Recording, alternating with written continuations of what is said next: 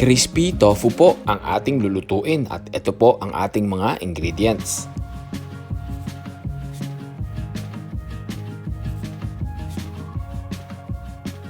At sa atin pong dipping bowl, maglagay na po tayo ng minced ginger, minced garlic, onions, salt, sugar, at atin pong durugin hanggang sa magtubig po. At optional po, kung gusto nyo pong paangin ang inyong sausawan, dagdagan nyo po ng chili flakes.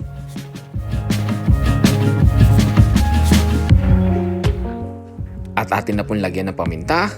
At ilagay na rin po natin ang ating 1 teaspoon na soy sauce at ang ating 1 cup na vinegar.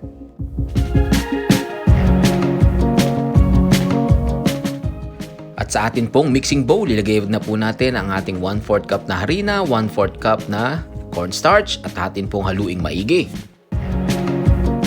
1/4 cup vodka or gin, 1/4 cup water, at atin pong muling haluing mabuti. At inilagay na rin po natin ang 1 teaspoon na asin at 1 teaspoon na garlic powder. At ilagay na po natin ang mga tokwa at atin po silang i-coat ng ating breading.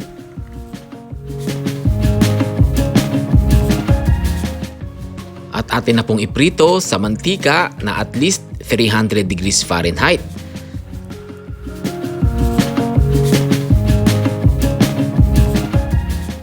Batch by batch, paunti-unti po nating iprito hanggang sa mag-crispy golden brown.